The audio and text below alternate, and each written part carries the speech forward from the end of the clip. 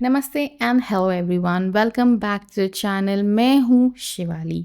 वैसे तो आप सब जानते हैं कि मैं अपने सारे वीडियोस इंग्लिश में बनाती हूँ, लेकिन मैंने सोचा कि क्यों ना आज एक देसी तड़का लगाया जाए, क्योंकि जिस सीरीज़ की मैं आज बात करने वाली हूँ उसका मैंने हिंदी ट्रांसलेशन पढ़ा है और इसलिए मैंने सोचा ये वीडियो इंग्लिश और हिंदी का मिक्स बनाते हैं। और वो सीरीज़ है रामचंद्र सीरीज़ बाय अमीश त्रिपाठी।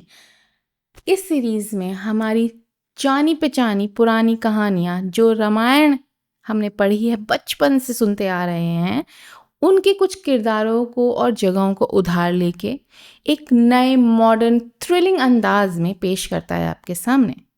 पर ये बात ध्यान रखिए कि इसका हमारी माइथोलॉजी, दैट इज़ द इतिहास जिसे कहते हैं हमारे ट्रेडिशन भाषा में, उससे कोई सीधा संबंध नहीं है। और हमको ये बात ध्यान रखनी है कि ये सीरीज़ हमारी धार्मिक कहानी ग्रंथ की रीटेलिंग नहीं है, री इमेजिनेशन है। दोनों शब्दों में फ़र्क है। इस बात का हमको ध्यान रखना है कि ये पूरी तरह से काल्पनिक कहानी है। It's a work of fiction और इसको हम प्लीज़ बिल्कुल मिसप्लेस ना करें कि इससे हम श्री राम की कहानी जानेंगे। नहीं, ये कैरेक्टर्स हमारे जाने पहचाने हैं, वो नाम वही हैं, लेकिन श्री राम, रावण, सीता, इन तीनों कैरेक्टर्स को और बाकी सारे कैरेक्टर्स को आप इस सीरीज़ में एक नए और एक अनएक्सपेक्टेड नज़र से दिखाया गया है, जो कि इस सीरीज़ की सबसे बड़ी बात है। मैं फिर से बोल रही हूँ, इस बात का ध्यान रखा जाए कि ये पूरी तरह से काल्पनिक कथाएं हैं और इसका हमारे धार्मिक कहानियों से कोई संबंध नहीं है। अमीश त्रिपाठी की एक और सीरीज़ बहुत ज़्यादा पॉपुलर है और वो है शिवा ट्रायलॉजी। और अगर आपने अभी तक वो सीरीज़ नहीं पढ़ी है, आई एम टेलिंग यू, आप बहुत कुछ मिस कर रहे हैं। आपको वो सीरीज़ जाके ज़रूर पढ़नी चाहिए, क्योंकि जैसे कि हम जानते हैं, हमने शिव जी को हमेशा एक भगवान के रूप में देखा है, लेकिन अमीश उनको रिलेटेबल, फ्लॉड, सुपर हीरो की तरह ऐसे पेश करते हैं आपके सामने कि you are like stunned. That series has emotion, romance, thrill, adventure and ऐसी philosophies जो आपको सोचने पे मजबूर कर दे। मेरा रिकमेंडेशन ये है कि अगर आपने अभी वो सीरीज़ नहीं पढ़ी है तो पहले जाके आप शिवा ट्रायलॉजी पढ़िए, आपका माइंड ब्लो हो जाएगा।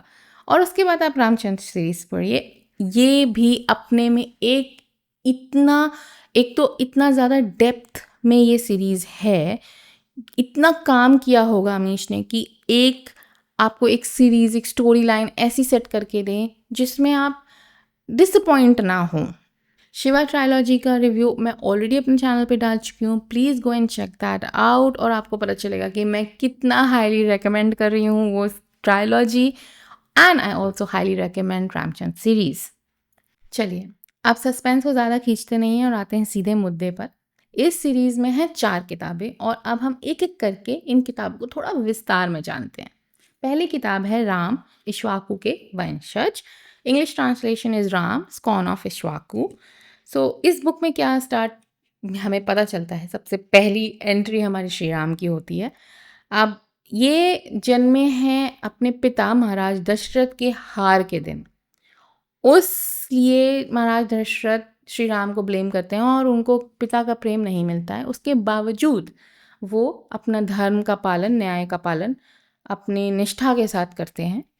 और जबकि उनको अपने ये कठोर नियमों और कानूनों को फॉलो करने के लिए बहुत बहुत विरोध झेलना पड़ता है, लेकिन हमें पता है कि उनका जन्म ही इसीलिए हुआ है ताकि वो राम राज्य इस्टेब्लिश कर सकें। So yes, he has to face a lot of struggle. Basically ये स्टोरी है कि श्री राम कैसे संतुलन बिठाते हैं सत्ता, नीति, धर्म, न्याय के बीच में, और क्या वो अपने पिता की हार का बदला रावण से ले पाएंगे, क्या वो अपनी पत्नी सीता को रावण से बचा पाएंगे, और क्या वो विष्णु की नीति एक्चुअली पूरे संसार में अप्लाई कर पाएंगे। So it is a thrilling experience, you should definitely go and read this. दूसरी बुक इस सीरीज़ में है सीता, मिथिला की योद्धा। English translation Sita the warrior of Mithila. ये किताब हमको सीता के दृष्टिकोण से पूरी कहानी सुनाती है। इसमें हमें सीता का बचपन, वो कैसे खेत में मिली थीं, वो कैसे राजा जनक ने उनको गोद लिया और कैसे वो वहाँ उस राज्य में बड़ी हुईं और उनके अंदर क्या-क्या क्वालिटीज़ है। तो ये किताब सिर्फ़ हमको ये नहीं दिखाती कि सीता एक सुंदर और आदर्श पत्नी थी, बल्कि वह एक निडर, बुद्धिमान और शक्तिशाली योद्धा थी। And she owns the dam stage because Sita को एक वॉरियर क्वीन की तरह देखना इज़ सो एम्पावरिंग कि वो कैसे अपने आप को, अपने राज्य को बचाने के लिए क्या-क्या नीतियाँ अपनाती हैं, कैसे वो विष्णु की नीतियों को एक्चुअली पूरे संसार में बताना चाहती हैं और कैसे जब राम उनकी ज़िंदगी में आते हैं, वो कैसे राम को सपोर्ट करती हैं। और जब उनका अपहरण हो जाता है, वो रावण के राज्य में जाके कैसे अपने आप को सँभालती हैं और वो स्टोरी लाइन बहुत ही प्योर और ब्यूटीफुल स्टोरी लाइन है। आपको डेफ़िनिटली पढ़नी चाहिए ये। And this entire book, it has the vibes of why should boys have all the fun, and you definitely need to read this book. एक strong powerful leading lady character है इस किताब में। ओके, तो third book इस series में है रावण, आर्यवर्त का शत्रु। English translation, Ravan the enemy of Aryavarta. ना ये किताब हमको रावण की कहानी सुनाती है कि वो कैसे एक असाधारण, प्रतिभाशाली, तेज दिमाग, शक्तिशाली व्यक्ति था, लेकिन उसका बचपन अभाव, अपमान और तिरस्कार से भरा हुआ था।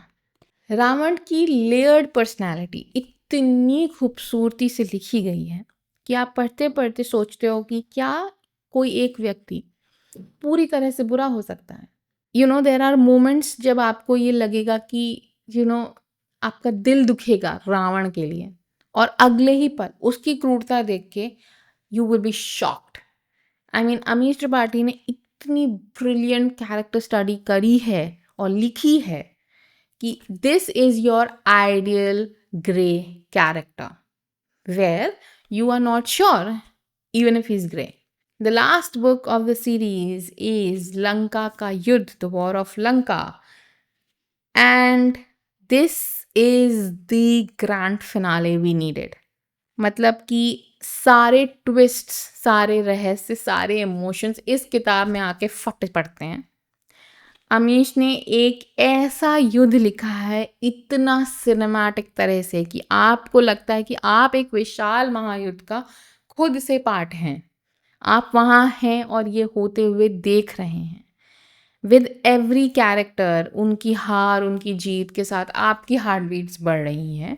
Action, emotion, politics and strategy का परफेक्ट मिक्स कोई किताब अगर है तो वो ये है। आपको ऐसी ऐसी नीतियाँ, रणनीतियाँ, वॉर नीतियाँ दिखाई देती हैं कि you are like wow, this was amazing. और ये एक ऐसी किताब है जिसका अंत आते आते तक आपको एक सेटिस्फैक्शन मिलता है कि हाँ, yes, the whole story has come together, एक परफेक्ट सर्कल बन रहा है और हमने एक बहुत अच्छा कुछ, एक स्टोरी लाइन, एक कहानी सुनी है और वो उसको बहुत प्यारे तरह से समाप्त भी कर रहे हैं।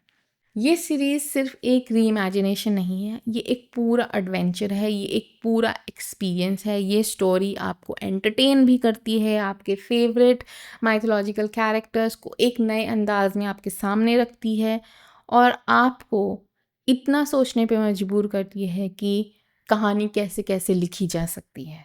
और अगर आपने अभी तक ये सीरीज़ नहीं पढ़ी है तो प्लीज़ अपने घर के पास के बुक स्टोर जाइए या फिर ऑनलाइन ऑर्डर करिए, लेकिन इस सीरीज़ को डेफिनेटली पढ़िए। Amish Tripathi has done an excellent job with this series as well. और जैसे मैं पहले बता चुकी हूँ कि शिवा ट्रायलॉजी भी पढ़ लीजिए प्लीज़। और मुझे ज़रूर बताइए कमेंट्स में कि आपको इन चारों में से कौन-सी किताब सबसे ज़्यादा अच्छी लगी या फिर कौन-सा कैरेक्टर आपको सबसे ज़्यादा इंटरेस्टिंग लगा। और अगर आपको ये वीडियो अच्छा लगा हो तो प्लीज़ लाइक करिएगा वीडियो को, अपने दोस्तों के साथ शेयर करना मत भूलिएगा and definitely do not forget to hit that subscribe button and the notification bell ताकि आप आगे के कोई वीडियोस मिस ना करें। सो मैं मिलूँगी आपको अगली वीडियो में। Until then keep reading and keep watching.